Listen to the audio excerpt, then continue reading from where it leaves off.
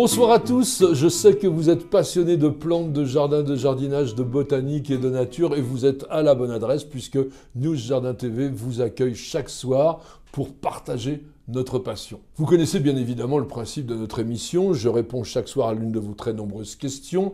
N'hésitez surtout pas à les poser, même si elles vous paraissent un peu bizarres, parce que très souvent ça apporte des choses nouvelles et permet des sujets tout à fait intéressants. Vous avez la possibilité de le faire sur notre site internet www.newsjardintv.com. Il y a sur la page d'accueil une mention contact tout en haut à droite. Vous cliquez là-dessus et là, vous pouvez nous écrire. Bien évidemment, il est très facile de poster un commentaire sur l'une des quelques 1300 vidéos et un peu plus qui sont sur notre chaîne YouTube. Et là, vous mettez un commentaire avec votre question et tout va bien, nous le recevons et nous pouvons les traiter. Je voulais aussi, comme tous les soirs, remercier ma petite jardinière qui se trouve derrière la caméra. Elle s'appelle Nicole, vous la connaissez maintenant. Elle nous fait tout le décor végétal et l'entretien et ça, c'est extrêmement précieux. Et puis, elle m'aide aussi dans la sélection des questions et ce soir, nous avons choisi ensemble celle de Valérie C. Elle nous dit « J'ai vu qu'il existe le dasylirion. Donc plusieurs espèces au sein de ce genre sont dites plutôt rustiques, est-ce vrai?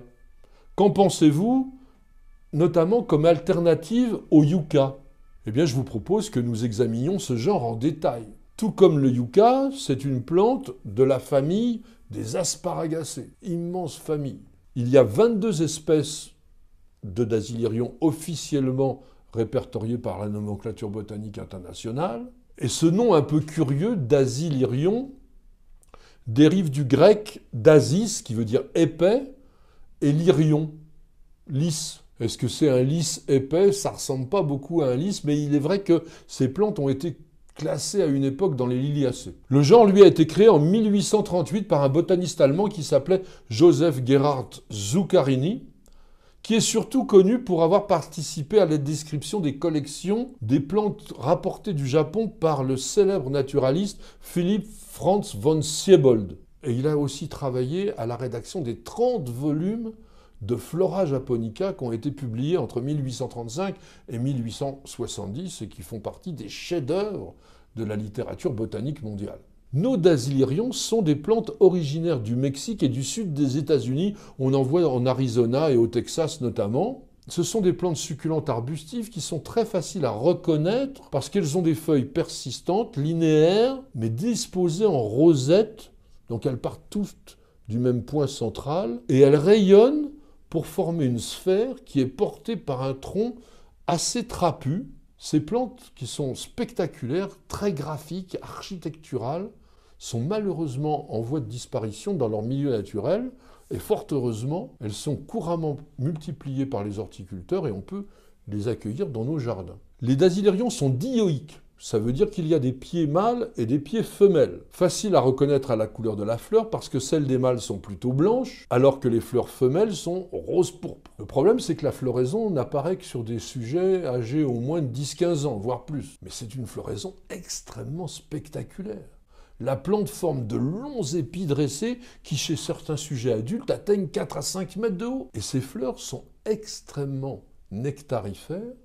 On a parlé de fleurs nectarifères il n'y a pas longtemps. Et elles attirent une foule d'insectes pollinisateurs. Je vous propose de vous présenter en détail 3 espèces qui sont les plus couramment proposées dans le commerce et cultivées chez nous. Dasylirion acrotrichum. C'est une plante que l'on rencontre dans les montagnes du centre du Mexique et dont l'espèce a été décrite et nommée en 1843 par le fameux Joseph Gerhard Zuccarini qui avait créé le genre. Le nom d'espèce est dû à l'extrémité des feuilles qui mesurent environ 1 mètre de long, qui ont un bord denté, qui sont terminées par une sorte de petite houppette qui ressemblerait à un pinceau, dont l'acrotriche. Les plantes adultes, elles, forment un stipe, c'est-à-dire une sorte de tronc qui peut atteindre jusqu'à 1,50 m de haut. De juin à août, elles vont émettre une grande inflorescence, très étroite, mais haute, de fleurs blanches en forme d'étoile. Et cette plante, lorsqu'elle est dans de bonnes conditions de culture, elle résiste entre -8, certains disent -12 degrés. Dasylirion longissimum, lui a été décrit et nommé en 1856 par un botaniste français qui s'appelait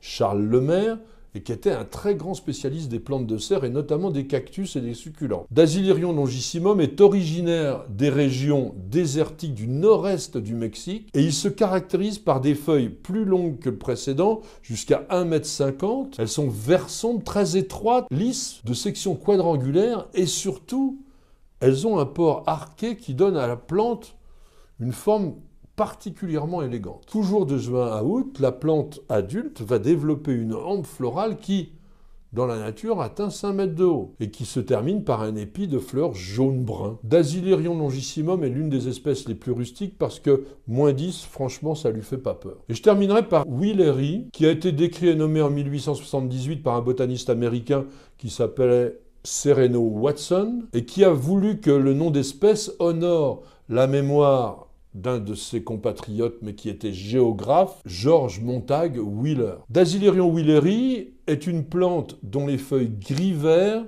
sont légèrement dentées, piquantes sur les bords. Et là aussi, elle va, sur les sujets adultes, porter des très grandes inflorescences de 4 à 5 mètres de haut, et là, entre mai et juillet. Et la plante, en vieillissant, va former un stipe assez large, jusqu'à 40 cm de diamètre, mais pas plus haut qu'1,50 m. Lui, il serait sans aucun doute le plus rustique, puisqu'il est annoncé à -15 degrés, mais en sol sec. Une petite anecdote à donner sur Dasylirion wheeleri, il faut savoir que sa tige était consommée cuite à l'étouffer par les Indiens du Mexique, qui en faisaient aussi une boisson alcoolisée qu'on appelle le sotol. Tous les dasylirions que je viens de vous présenter se caractérisent par une croissance extrêmement lente. Ils se cultivent comme les yuccas, à peu près en plein soleil, sol pauvre, caillouteux, plutôt alcalin, donc calcaire, et surtout alors parfaitement drainant, surtout pas d'humidité, notamment en hiver, parce que ce sont des plantes qu'on appelle des xérophytes,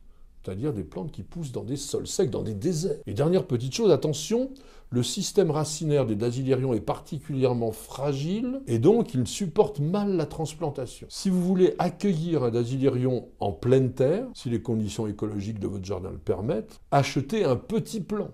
Ça sera plus facile pour la reprise. En revanche, en pot, il n'y a aucun problème, vous pouvez acheter déjà un dasylyrion adulte, parce que comme je vous disais, ça pousse lentement, et si vous voulez une plante spectaculaire, il faut quand même qu'elle ait quelques années. Merci à tous et à chacun de nous avoir suivis. J'espère que cette évocation d'une plante de désert, mais qui est d'une culture très facile, si on ne l'arrose pas trop, vous aura intéressé et vous aura peut-être donné envie de l'accueillir chez vous, pourquoi pas. En tous les cas, je vous remercie de poser toutes ces questions, parce que vous vous rendez compte que de jour en jour, là, on en a déjà 124 émissions d'une dizaine de minutes, c'est énorme. Eh bien, nous réalisons une véritable encyclopédie des plantes et du jardin. Mais pour avoir accès à l'ensemble de cette collection, je rappelle qu'il faut être membre de News Jardin TV, le club. Et pour cela, il n'y a qu'une seule manière, c'est de cliquer sur la petite fenêtre rejoindre qui figure en haut à droite de la page d'accueil de notre chaîne YouTube. Et là, vous allez être guidé par Google pour les modalités, et ceci en toute sécurité. Madame, monsieur, je vous souhaite de passer une excellente soirée, et je vous donne rendez-vous dès lundi pour un nouveau numéro de notre émission journalière Le Quotidien du Jardin. C'est sur News Jardin TV, et nulle part ailleurs.